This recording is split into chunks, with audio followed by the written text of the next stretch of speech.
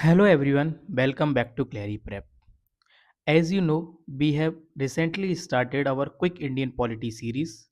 So in this series, we have already completed our first topic which was making of Indian Constitution, and today we are going to start another very important topic of Indian polity which is the preamble of Indian Constitution. Preamble एक बहुत ही important topic है, especially from the examination point of view, क्योंकि इससे directly factual questions आते रहते हैं और conceptual question भी पूछे जाते हैं. So without wasting any more time, let's start today's lecture. So today's lecture is going to about preamble of the constitution. preamble of the constitution. सबसे पहले अगर हम बात करें कि preamble का आइडिया कहाँ से आया, तो preamble का idea basically the United States of America से आया, because American constitution was the first constitution starts with the preamble. तो idea came from USA because it was the first country to begin its constitution with a preamble. And इसी idea को बाद में कई other constitution ने भी follow किया, including our Indian constitution. अब अगर हम बात करें कि प्रियम्बल का मीनिंग क्या होता है, तो preamble simply refers to the introduction और प्रीफेस ऑफ द कॉन्स्टिट्यूशन. मतलब कॉन्स्टिट्यूशन की शुरुआत में जो छोटा सा इंट्रोडक्टरी स्टेटमेंट दिया गया है, जो हमें बताता है कि कॉन्स्टिट्यूशन के पीछे बेसिक फिलॉसफी क्या है, कॉन्स्टिट्यूशन किसके द्वारा बनाया गया और इसके ऑब्जेक्टिव्स क्या हैं, उसे हम प्रियम्बल कहते हैं. इसी वजह से any Palkhivala, who was an eminent jurist of India, called preamble as a identity card of the constitution. It means, मतलब अगर आपको इंडियन कॉन्स्टिट्यूशन की बेसिक आइडेंटिटी समझनी है तो आप प्रियम्बल को देखकर काफ़ी हद तक समझ सकते हैं कि हमारा कॉन्स्टिट्यूशन किस फिलॉसफी पर बेस्ड है. अब अगर हम बात करें कि हमारा प्रियम्बल किसका मॉडिफाइड वर्जन है, तो जो हमारा प्रियम्बल है वो मॉडिफाइड वर्जन है ऑब्जेक्टिव रिजोल्यूशन का, which was moved by Jawaharlal Nehru on 13 दिसंबर 1946, और इसे कॉन्स्टिट्यूएंट असेंबली ने 22 जनवरी 1947 में अडॉप्ट किया. यही ऑब्जेक्टिव रिजोल्यूशन आगे चलकर हमारा प्रियम्बल का फिलोसफिकल फाउंडेशन बना. एक इम्पोर्टेंट फैक्ट याद रखिए कि जो अपना प्रियम्बल है उसको 26 ऑफ नवंबर 1949 को अडॉप्ट किया गया, विद बिकॉज इसी दिन हमारा कॉन्स्टिट्यूशन को भी अडॉप्ट किया गया था, and it is a date of enactment also.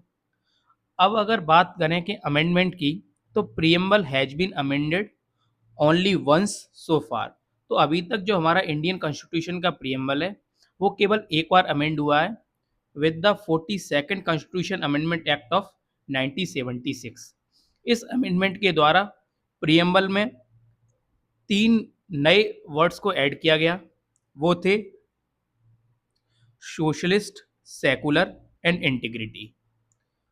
इस अमेंडमेंट के द्वारा प्रियम्बल में 3 वर्ड्स को ऐड किया. क्या है? Socialist, secular and integrity. ये बहुत ही इंपॉर्टेंट पॉइंट है एग्जामिनेशन के लिए. तो हमारा प्रियम्बल अभी तक केवल एक बार अमेंड हुआ है by 42nd constitution amendment act of 1976, by which 3 new words were added in the Indian Constitution. These are socialist, secular and integrity. अब हम बात करते हैं इंग्रेडिएंट्स ऑफ प्रियम्बल. अगर हम प्रियम्बल को ब्रॉडली एनालाइज करें तो इसमें 4 इंपॉर्टेंट थिंग्स मिलती हैं. First is about source of authority, second is nature of state, third is objective of the constitution, fourth is date of adoption.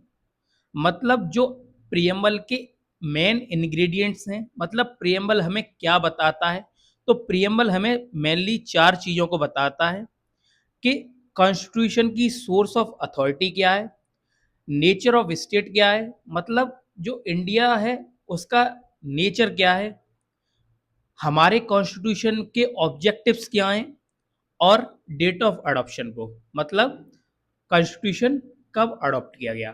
तो इसको हम वन बाई वन समझते हैं। सबसे पहले हम समझते हैं सोर्स ऑफ अथॉरिटी, जो है हमारा first ingredient of the preamble.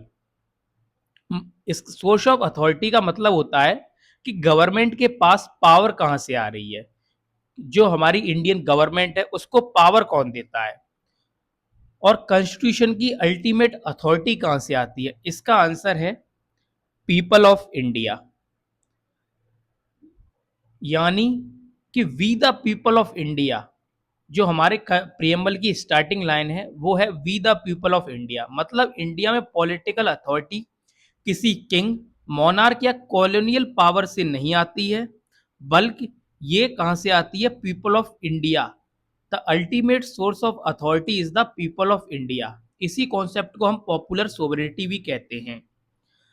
क्या कहते हैं, popular sovereignty. It means that the power और authority of the government come from the people of India, not from a king or not from a colonial power।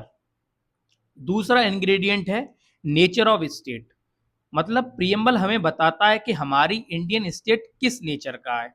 And according to the preamble, India is sovereign, socialist, secular and democratic and republic in nature. मतलब जो Indian state का nature है वो 5 terms में define है।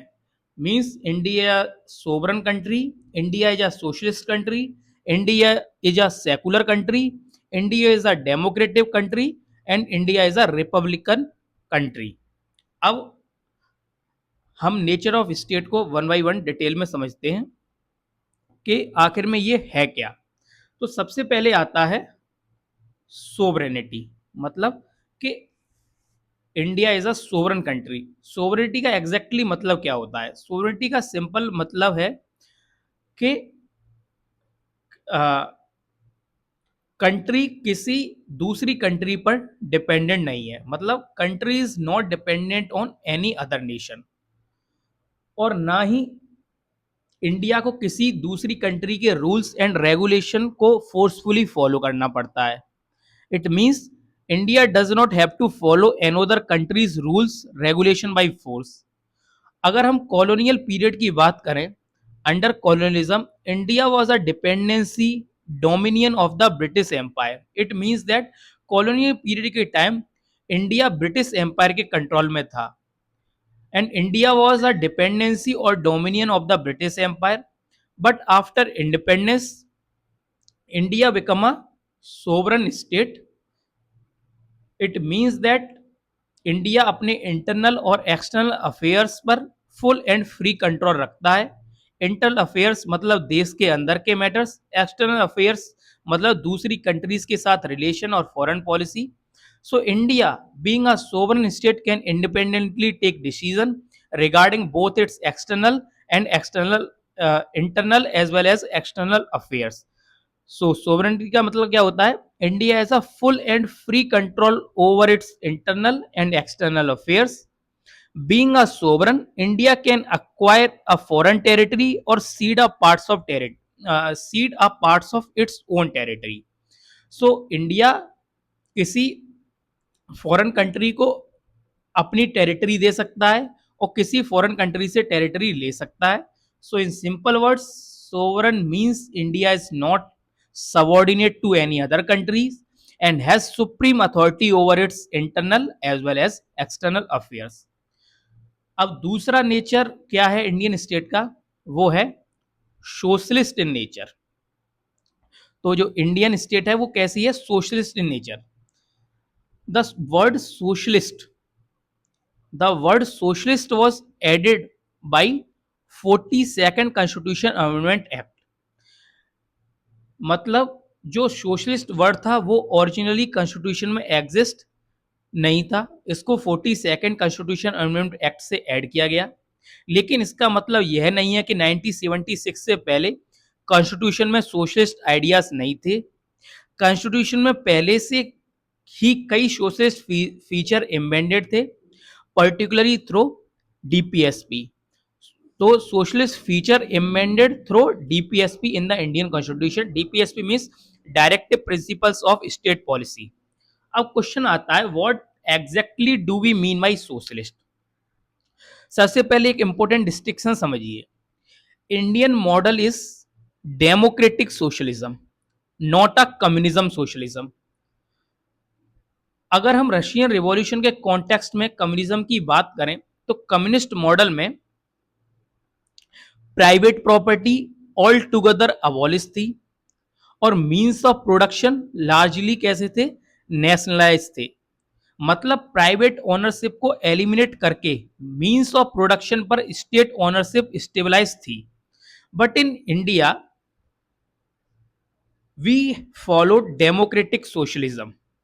Democratic socialism means a mixed economy.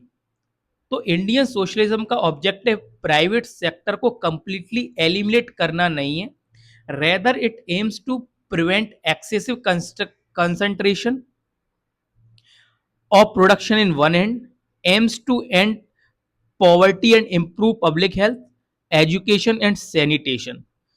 तो India का socialism basically एक ऐसा मॉडल है जिसमें सोशल वेलफेयर और इकोनॉमिक जस्टिस को प्रमोट किया जाता है, लेकिन डेमोक्रेटिक सिस्टम और मिक्स्ड इकोनॉमी के फ्रेमवर्क के अंदर. मतलब यहां पर प्राइवेट प्रॉपर्टी और प्राइवेट ओनरशिप को कंप्लीटली अबॉलिश नहीं किया गया है. इसीलिए इंडियन ब्रांड ऑफ सोशलिज्म कैसा है, ब्लेंड ऑफ मार्क्सिज्म एंड गांधीज्म. मतलब ये मार्क्सिज्म और गांधीज्म का एक मिक्स रूप है, although it is more heavily tilted towards Gandhian socialism. So Indian socialism is democratic socialism, not a communism socialism, and it is a blend of Marxism and Gandhism, but heavily tilted towards Gandhian socialism. अब अगला nature of Indian state क्या है, it is secular in nature. It is secular in nature. Secular word भी originally constitution में exist नहीं करता था. It was also added by 42nd constitution amendment act of 1976. लेकिन सेकुलर कैरेक्टर कॉन्स्टिट्यूशन में पहले से भी मौजूद थे. It was embedded via fundamental rights like right to freedom of religion. अब सेकुलर का मीनिंग क्या होता है, इंडियन स्टेट का कोई अपना रिलीजन नहीं होगा. मतलब secular means state has no religion of its own. State can not interfere in religious matters. मतलब इंडिया किसी पर्टिकुलर रिलीजन को अपनी ऑफिशियल स्टेट रिलीजन नहीं मानता. स्टेट किसी पर्टिकुलर रिलीजन को फेवर नहीं कर सकता. स्टेट किसी रिलीजन के मैटर्स में इंटरफेयर नहीं कर सकता except social reforms, which is called the positive concept of secularism. मतलब कि अगर स्टेट चाहे तो सोशल रिफॉर्म्स के तरीके से रिलीजन में इंटरवीन कर सकता है. मतलब अगर किसी रिलीजियस प्रैक्टिस के साथ कोई सोशल फॉर्म का इश्यू जुड़ा हुआ है तो स्टेट सोशल रिफॉर्म्स के पर्पस से इंटरवेंशन कर सकता है, लेकिन स्टेट किसी पर्टिकुलर रिलीजन को फेवर नहीं कर सकता है. State can not discriminate between two religion और फेवर एनी वन रिलीजन. और अगर स्टेट किसी रिलीजन को प्रमोट करता है, if state chooses to promote religion then it must promote all religion equality. अब अगर स्टेट किसी रिलीजन को प्रमोट करने की बात करता है then it has to treat religion equality. So Indian secularism broadly means state has no religion of its own. State cannot interfere in religious matter. It may intervene in religious matter for legitimate social reform. अब जो fourth है nature of Indian state वो है democratic. क्या है, democratic. Democracy का famous definition है, democracy is the type of government which is of the people, by the people and for the people. मतलब ऐसी गवर्नमेंट जो पीपल के द्वारा बनाई जाती है, पीपल के लिए काम करती है एंड अल्टीमेटली पीपल के प्रति अकाउंटेबल होती है। इंडियन कॉन्स्टिट्यूशन में डेमोक्रेटिक कैरेक्टर किस फॉर्म में दिखाई देता है? It is express in the form of it is express through the form of popular sovereignty. मतलब अल्टीमेट पॉलिटिकल अथॉरिटी पीपल के पास है। इसके अलावा Indian constitution also provide parliamentary democracy and representative form of democracy. Representative democracy means मतलब people अपने representative को elect करते हैं, इलेक्टेड रिप्रेजेंटेटिव गवर्नमेंट चलाते हैं। Indian democracy also promote some important features like rule of law, universal adult franchise, periodic election and free and fair elections also. यहाँ एक बहुत इंपॉर्टेंट कॉन्सेप्चुअल पॉइंट यह है, जब हम प्रियम्बल में डेमोक्रेटिक शब्द पढ़ते हैं तो इसका मतलब केवल यह नहीं है कि ये केवल पॉलिटिकल डेमोक्रेसी को दिखा रहा है। मतलब democracy not only means political, it should become a way of life where people enjoy liberty, equality and fraternity also. मतलब it also talks about social and economic democracy। और यहाँ पर जो लिबर्टी, इक्वेलिटी एंड फ्रेटर्निटी है वो अलग अलग isolated values नहीं है, they should be treated as trinity. मतलब इन तीनों वैल्यूज को एक साथ एग्जिस्ट करना जरूरी है। फॉर एग्जाम्पल अगर सोसाइटी में इक्वेलिटी है लेकिन लिबर्टी नहीं है, that equality becomes incomplete. Similarly liberty without equality can also become meaningless for large section of society. So liberty and equality and fraternity are interdependent values and they are inseparable values. Equality without liberty is incomplete and vice versa। अब जो हमारा fifth nature of Indian state है, और preamble में nature of state का जो last word है वो है रिपब्लिक। रिपब्लिक का सिंपल मीनिंग है कि हेड ऑफ द स्टेट की पोजीशन क्या होगी? इलेक्टेड होगी, नॉन हेरिडिटी पोजीशन होगी। मतलब इंडिया में कोई किंग नहीं है और हेड ऑफ द स्टेट की पोजीशन हेरिडिटी नहीं है। इंडिया में elected head of the state क्या कौन होता है? The president.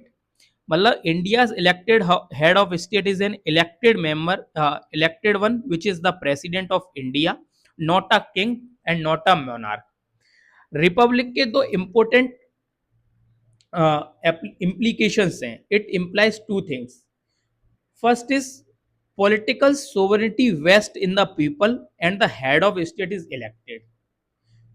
And second is that there is an absence of any privileged class। मतलब पब्लिक ऑफिस किसी पर्टिकुलर हेरिडी क्लास के लिए रिजर्व नहीं है।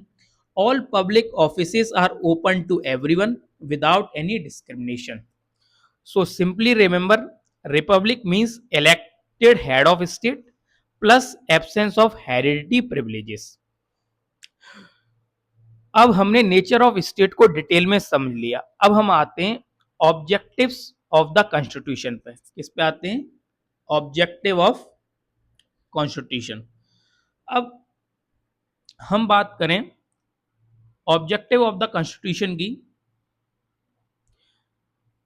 then there are four objectives of the Indian Constitution। First is justice, liberty, equality and fraternity. अब इन चारों को हम वन बाई वन डिटेल में समझ लेते हैं। सबसे पहले आता है जस्टिस। कौन आता है? जस्टिस। इसका रीजन प्रियम्बल में सबसे पहले रखने का यह है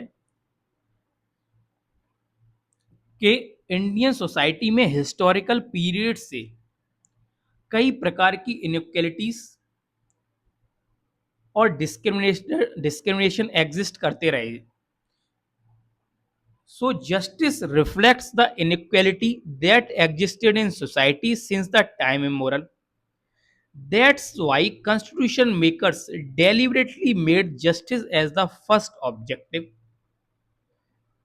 इसीलिए constitution makers ने डेलिबरेटली जस्टिस को कॉन्स्टिट्यूशन का फर्स्ट ऑब्जेक्टिव रखा, because without justice other objectives of the constitution are meaningless.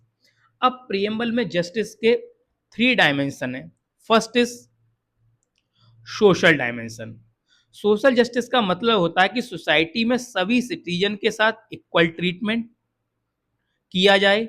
There should be no discrimination on the basis of caste, creed, religion, sex, and it also removes special privilege among the section of society. So social justice aims to remove social inequalities and create a more equal society. Second dimension है economic justice. क्या है? Economic justice.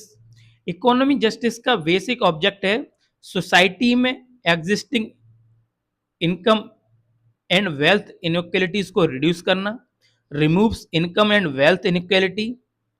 There should be no discrimination among the people on the basis of economic status, and it also end monopolistic control over means of production। मतलब production के सारे means कुछ ही लोगों के हाथ में कंसंट्रेटेड नहीं होने चाहिए। Economic justice means reducing income inequalities, and there should be no discrimination on economic status and prevent excessive concentration of wealth and means of production in one hand। Third dimension है political justice. जो third dimension है वो क्या है? Political justice. Political justice means citizen should have equal voting rights, right to contest election, equal participation in the political process। For example equal voting rights सबके पास होने चाहिए, सबको इलेक्शन को कंटेस्ट करने का हक मिलना चाहिए। मतलब पॉलिटिकल सिस्टम में सिटीजन को इक्वल अपॉर्चुनिटी मिलनी चाहिए। और जो जस्टिस के ये ब्रॉडली आइडियाज हैं वो कहाँ से लिए गए हैं? वो ब्रॉडली लिए गए हैं रशियन रिवॉल्यूशन ऑफ 1917। कहाँ से लिए गए हैं? Russian revolution of 1917। तो ये हो गया हमारा first objective of the Indian constitution और preamble of the Indian constitution. अब जो दूसरा ऑब्जेक्टिव है वो है लिबर्टी। क्या है? लिबर्टी। अब हम बात करते हैं लिबर्टी की। Liberty basically means absence of restraints on people activities. मतलब सिटीजन को अपने पर्सनैलिटी और आइडियाज को डेवलप करने की फ्रीडम होनी चाहिए। Preamble specially provides liberty of thought, sorry, expression, belief and faith, and it is amended in the constitution through fundamental rights and DPSP। So preamble specifically provides liberty of thought, expression, belief and faith। मतलब आपको सोचने की liberty है, अपने thought express करने की liberty है, अपने बिलीफ रखने की लिबर्टी है और अपने फेथ को फॉलो करने की लिबर्टी है। कॉन्स्टिट्यूशन में लिबर्टी का कॉन्सेप्ट प्राइमरली फंडामेंटल राइट्स के माध्यम से प्रोटेक्टेड है, while the broader constitution vision is also reflected in the directive principle of state policies। अब हम आते हैं another important objective और third important objective of the Indian constitution is which is about the equality। अगर हम बात करें equality की तो equality means absence of any special privilege class, every citizen gets equal status and opportunity.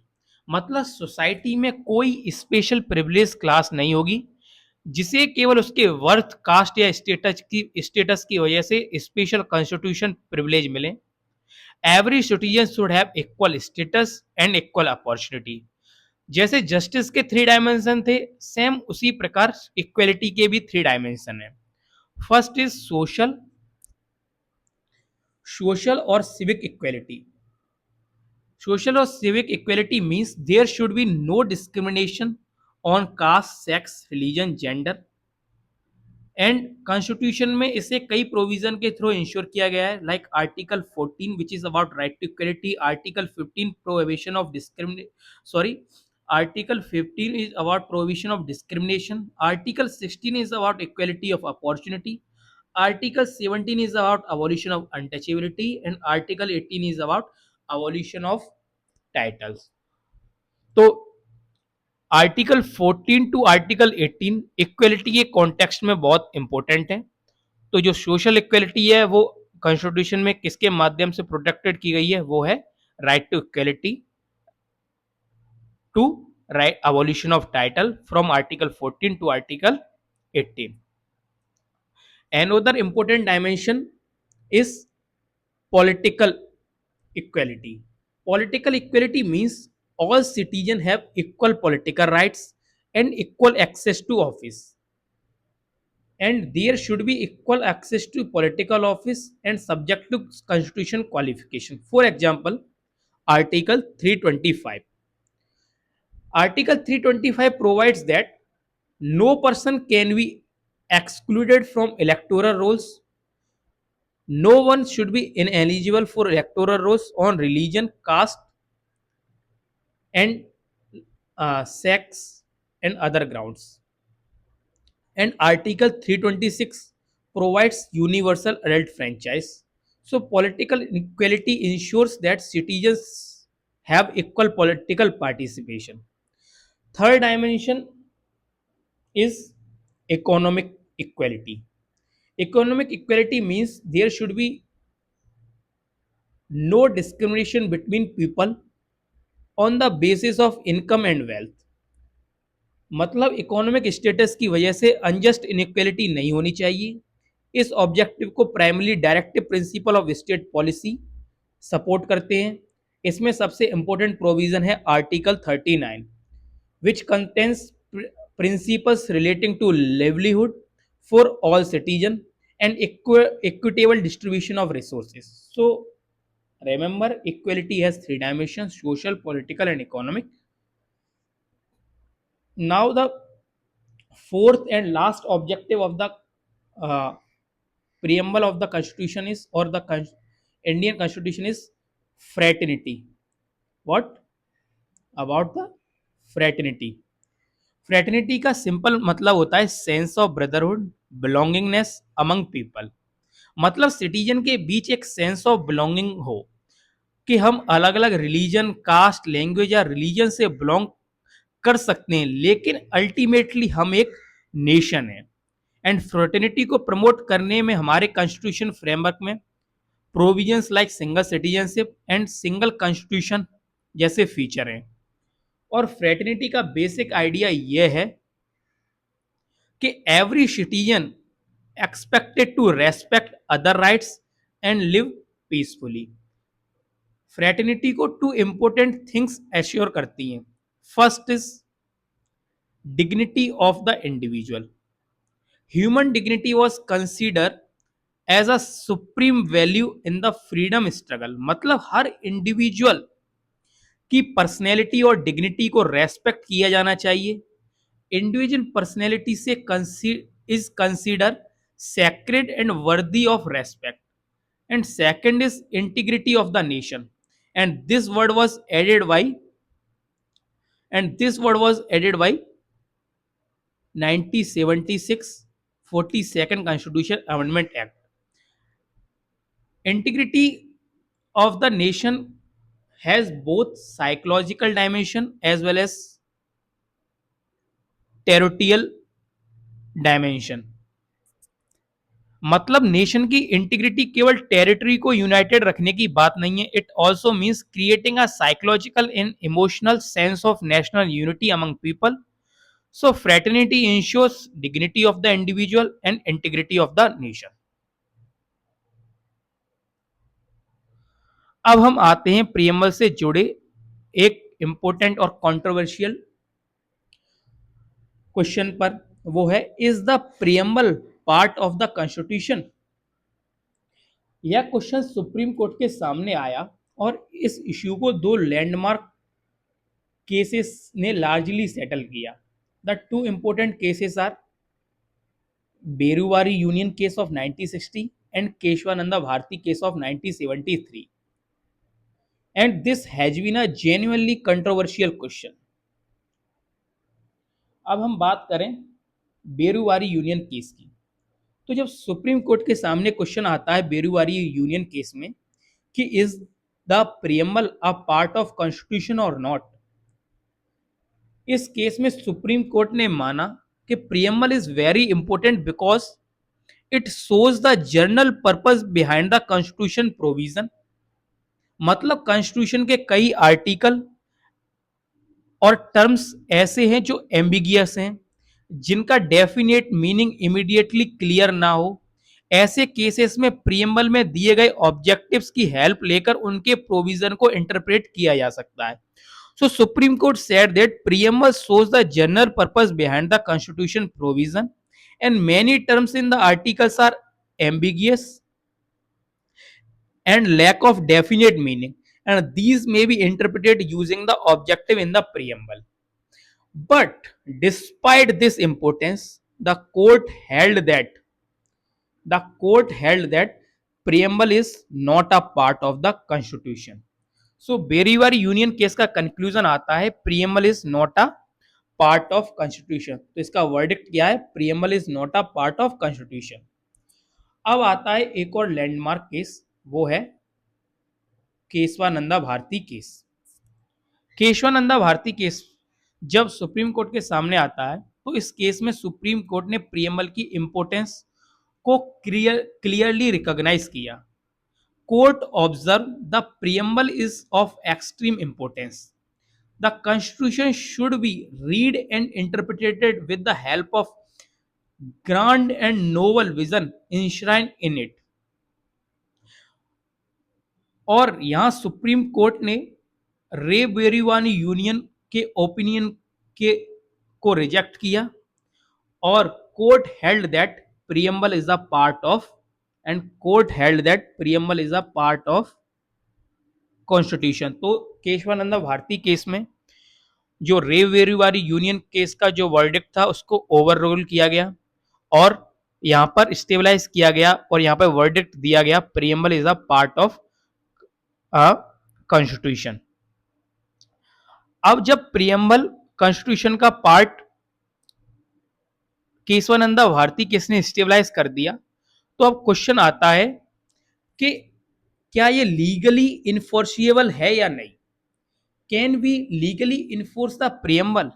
The answer is no, because even though it is the part of constitution but the preamble is non justiciable, not legally enforceable. मतलब अगर preamble में कोई objective दिया गया है, आपको लगता है कि स्टेट ने इस ऑब्जेक्टिव को फुलफिल नहीं किया, तो आप केवल उस प्रियम्बल के प्रोविजन के आधार पर डायरेक्टली कोर्ट जाकर इन्फोर्समेंट की मांग नहीं कर सकते. In other words, preamble itself does not create an independently enforceable legal rights. So you cannot approach a court directly just because a preamble objective has not been fulfilled or ask the court to enforce a preamble provision. In other words, we can say that preamble is neither a source of legislative power nor a limit or prohibition on legislative power. मतलब parliament को law बनाने की power preamble से नहीं मिलती और ना ही preamble अपने आप पार्लियामेंट की लेजिस्लेटिव पावर पर कोई इंडिपेंडेंट प्रोहिबिशन लगाता है. However, preamble remains an important guide for understanding and interpreting the constitution, but it is not legally enforceable. अब एक और इंपॉर्टेंट क्वेश्चन आता है और कंट्रोवर्शियल इश्यू था, वो था can the preamble be amended? क्या प्रियम्बल को अमेंड किया जा सकता है? इसका आंसर है यस. लेकिन इस आंसर को समझने के लिए हमें फिर से बेरुवारी और केशवानंदा भारती केस को कनेक्ट करना होगा. As per Berubari union case of as per Beruwari as per Beruwari Union case of 1960, supreme court held that preamble constitution का पार्ट नहीं है. बेरुवारी यूनियन केस में कहा गया preamble was held not to be a part of constitution. It logically could not be amended under the article 368, क्योंकि article 368 parliament को constitution amend करने की पावर देता है. So under the Berubari union case preamble was not a part of constitution, therefore it cannot be amended under article 360. So Berubari union case में supreme court का verdict क्या आता है कि preamble is not a part of the constitution and therefore it can not be amended under article 360. But Kesavananda Bharati case में supreme court overrule और alter its Berubari opinion and held preamble is part of constitution, so it can be amended in the same manner as other provision under article 368. But यहां पर important limitation क्या है? The basic और fundamental feature of the constitution content in the preamble can not be altered by an amendment under article 368. It means that the basic structure of the constitution can not be amended. और यही Kesavananda Bharati case में basic structure of doctrine भी supreme court द्वारा दी जाती है. इसका मतलब यह है पार्लियामेंट को प्रीएम्बल अमेंड करने की पावर है, लेकिन पार्लियामेंट कॉन्स्टिट्यूशन के बेसिक स्ट्रक्चर को डिस्ट्रॉय नहीं कर सकती. सो प्रैक्टिकली अभी तक preamble amended only once, which is by 42nd Constitution Amendment of 1976, which added the words socialist, secular and integrity. अब हम एक क्विक रिवीजन कर लेते हैं यहीं पर कि जो प्रीएम्बल का आइडिया था वो कहाँ से आया? यूएसए से. कहाँ से आया? यूएसए से. The first country to begin with the constitution with the preamble, and India's preamble is a modified version of objective resolution. Objective resolution was moved by Jawaharlal Nehru on 13 December 1946 and it was adopted on 22nd January of 1946, which came into force in 26 November of 1949. N.A. Palkhiwala called it as an identity card of the constitution. Preamble अभी तक केवल एक बार amend हुआ है, वो हुआ है 42nd constitution amendment act of 1976.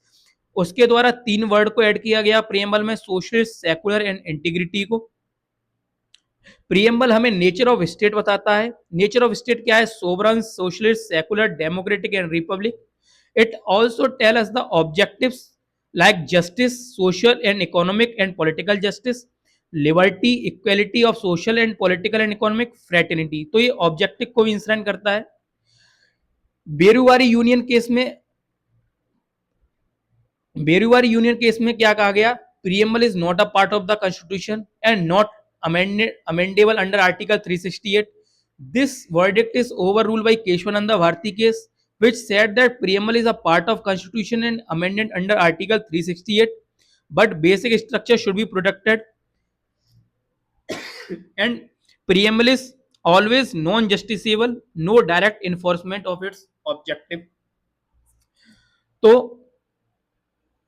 इसी के साथ हमने पूरे प्रीएम्बल को अच्छी तरीके से डिस्कस किया एंड आई होप अब आपको प्रीएम्बल केवल एक पैराग्राफ की तरह नहीं बल्कि कॉन्स्टिट्यूशन की